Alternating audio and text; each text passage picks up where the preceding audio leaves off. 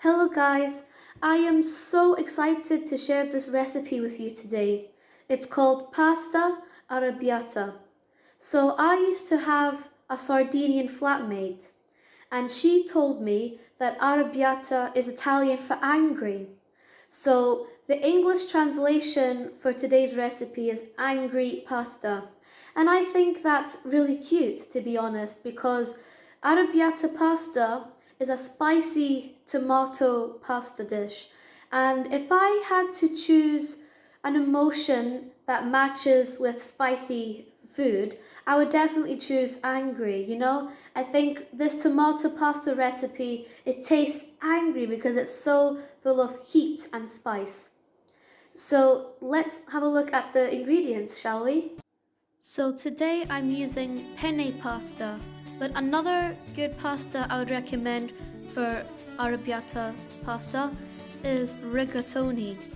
These two shapes, when they're cooked, they swell up a lot and their tubes can hold a lot of the sauce, so you get, a good saucy mouthful when you eat. So these are the aromatics I'm using today.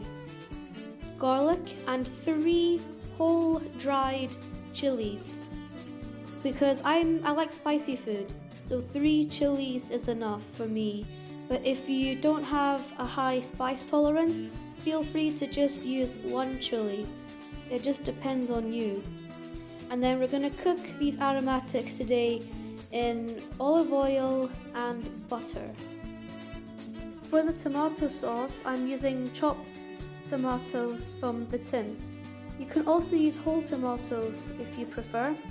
And here are the seasonings for the sauce: sugar, oregano, onion powder, and salt. So these are the vegetables I'm using in today's dish. I've got aubergines, spinach, and olives. Now I know a lot of people don't like aubergines or olives, but don't worry, you can personalize this dish with any vegetables you'd like. And last but certainly not least, we have fresh basil and Parmesan cheese. Now let's start cooking. So today I'm going to fry the aubergines, and whenever you fry aubergines, you must salt them first. Salting takes out the bitterness of the aubergines and it leaves them with a beautiful creamy texture. So it's very easy to salt aubergines. So you just sprinkle some salt, then you pour some water over them, just enough to cover the aubergines.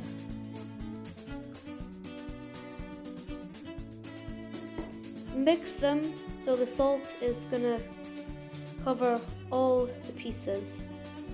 Good. And then we cover the bowl and we let the aubergine salt in the water for an hour. So here I'm just melting the butter and oil. I've put the pan on a high heat. Okay, that's good enough, so we'll add in the aromatics. Let that heat up.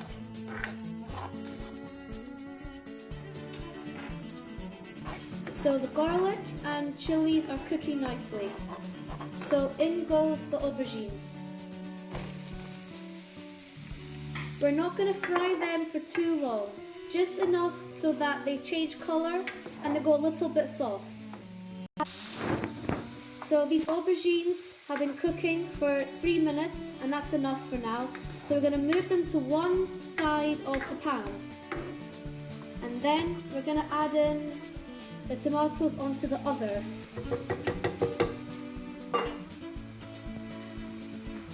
Okay. Now you can crush them with a wooden spoon or a potato masher like me. You just crush them into whatever consistency that you like. If you like your tomatoes chunky, don't crush them for too long. But if you like a bit more sauce, then crush them for longer. That looks good to me. And then give that a quick stir. Very nice. And in goes the seasonings. So I used onion powder, but if you want to use whole onions, then you use one medium yellow onion and you cook it the same time as the chilies and the garlic. I also used sugar in the seasonings. That's because tomato sauce can be quite acidic, so the sugar helps balance that acidity. So that's the seasonings and the tomato sauce mixed in nicely. So we're gonna turn down the heat and let it simmer for half an hour. Now it's time to cook the pasta. So right now I'm boiling some pasta water. I'm not using a lot because I want to keep the pasta water starchy. You'll see why in a minute. So next we need to add some salt to this water. In Italy, they say the pasta water must be as salty as the sea. So don't be afraid to add in a lot of salt to that water. I see it's bubbling a bit, so we can add the pasta now. Keep stirring. Some people say to add olive oil to the pasta water, but if you ask like Italian chefs, they will always say never do it because it does absolutely nothing to the dish. So don't bother wasting your olive oil like that.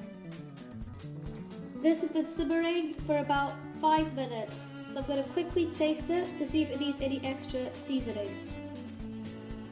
That tastes good to me personally, but feel free to add any extra seasonings to suit your taste.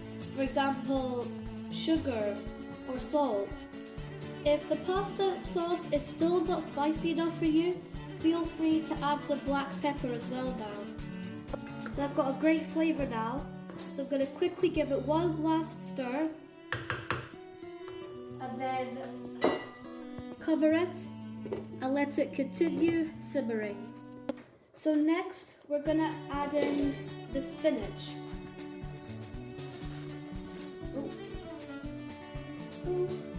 We're going to cook it in the pasta sauce so it has extra flavour. I love cooking spinach with my pasta because it's so easy and quick to cook. It's one of my go-to vegetables for when I cook pasta. So I'm just going to add some pasta water to the dish to make the spinach cook quicker. Oh, pasta keeps coming in. Right. Just keep mixing that. So can you see that ring of starch in the middle of the pasta? That's how you know it's halfway cooked.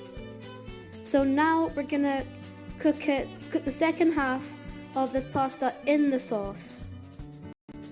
So in goes the pasta.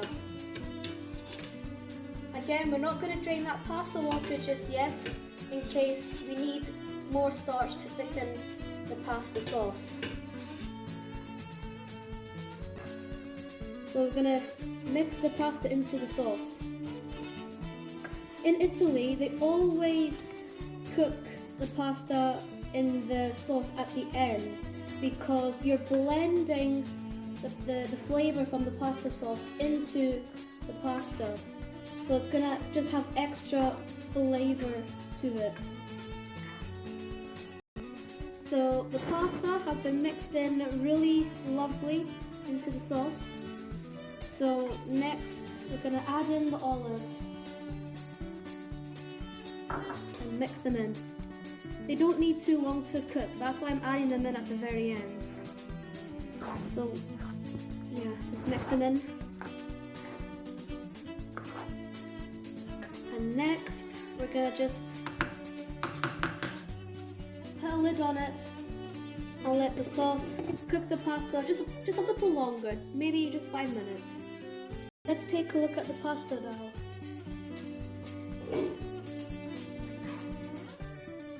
So as you can see, it's a bit watery. So if you want to thicken it, you can actually use the pasta water we cooked with earlier. Mix that in and then wait for it. Because basically the water that we used to cook the pasta, it now has all the starch from the pasta, and that starch can be used to thicken up sauces. So it's a great way to thicken a sauce naturally. So let's have a look and see if the pasta sauce is thickened now.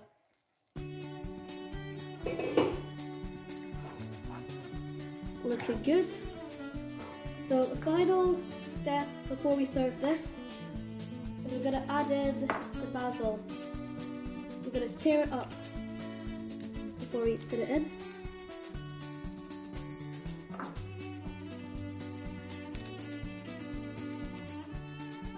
And then mix that in. And this will be ready to serve. So I'm just going to grate some Parmesan on this serving of the pasta. There you go, that's nice. I'm going to taste this.